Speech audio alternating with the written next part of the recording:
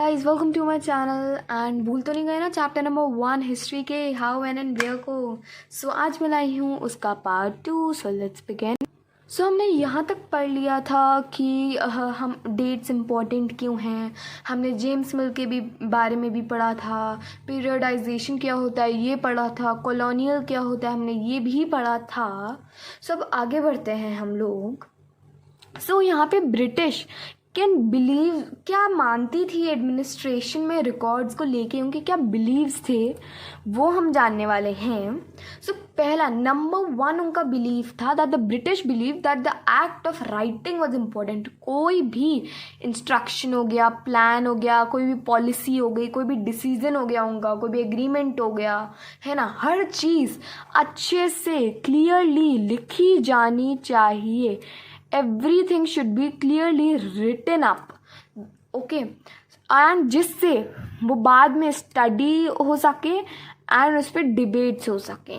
Okay, then secondly वो क्या मानते थे, वो मानते थे कि हर इम्पॉर्टेंट डॉक्यूमेंट या लेटर केयरफुली प्रिजर्व रहना चाहिए, क्योंकि लिखने का कोई फ़ायदा ही नहीं है ना अगर वो प्रिजर्व ही नहीं रहा तो इसलिए ब्रिटिशर्स के हर एक एडमिनिस्ट्रेटिव इंस्टीट्यूशन में एक रिकॉर्ड रूम होता था जहाँ पे सारे लिखे गए लेटर्स या फिर लिखे गए कोई भी एग्रीमेंट डिसीजन वो सेफली प्रिजर्व होता था। अब चाहे वो विलेज के तहसीलदार का ऑफिस हो, चाहे कलेक्ट्रेट का हो, या फिर कमिश्नर का ऑफिस हो, या फिर प्रोविंशियल सेक्रेटरीट्स हो, कुछ भी हो, वो उधर रिकॉर्ड रूम्स होते थे। और पहले जो लेटर्स थे वो एक ब्रांच से दूसरी ब्रांच में घूमते थे, तो इसलिए उन्हें ना बहुत उस टाइम प्रिंटिंग नहीं आई थी, तब तक प्रिंटिंग नहीं आई थी, तो उन्हें कैलीग्राफिस्ट से जो सुंदर हैंडराइटिंग में लिखता है उनसे कॉपी कराना पड़ता था वो चीज़। लेकिन जैसे जैसे प्रिंटिंग आई मिडिल ऑफ 19th सेंचुरी में, वैसे वैसे वो प्रिंट कराने लग गए अपने लेटर्स को या फिर जो भी वो लिखते थे उनके रिकॉर्ड्स को, एंड वो ब्रांचेस में भेजने लग गए। और आप अभी भी आर्चीव्स में, म्यूजियम्स में जाएंगे तो देख पाएंगे उनके उस टाइम के रिकॉर्ड्स। अब हम में से बहुत लोग कंफ्यूज होते हैं या फिर बहुत लोग समझ नहीं पाते हैं ये 18th century, 19th century, middle of 19th century सब होता क्या है। सो एक एग्जांपल लेते हैं 19th सेंचुरी। सो जो 19th वर्ड है ना उससे पहला वाला जो नंबर होता है 18। सो 19th सेंचुरी का मतलब होता है 1800 से 1899 तक, 1899 तक। और फिर अगर 20th सेंचुरी आ जाए तो 20th सेंचुरी का मतलब होता है 1900 से 1999 तक। जैसा अब हम क्या बोलते हैं, हम बोलते हैं 21st सेंचुरी चल रही है अब तो 21st सेंचुरी का मतलब क्या होता है कि 2000 से 2099 तक चलेगी 21st century. So I hope आपको समझ में आ गया होगा जब वर्ड सेंचुरी लगता है तो हम किस तरीके से मानते हैं। सो 19th सेंचुरी का मतलब ईयर 1800 से लेकर 1899 तक। तो कई बार हम बोलते हैं कि suppose in the starting of the 19th century, तो या फिर first half of the 19th century. Suppose हम बहुत बार बोलते हैं कि in the first half of the 19th century, तो फर्स्ट हाफ का मतलब होता है 1800 से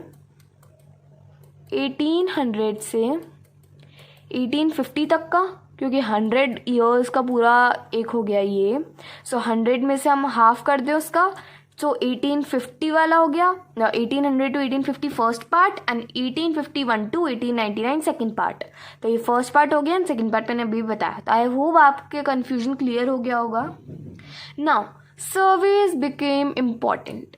नाउ ब्रिटिश मानते थे कि किसी भी कंट्री पे प्रॉपरली रूल करने से पहले उस कंट्री के बारे में अच्छे से जानना बहुत ज़रूरी है। इफेक्टिवली एडमिनिस्टर करने से पहले उस कंट्री के बारे में जानना ज़रूरी है।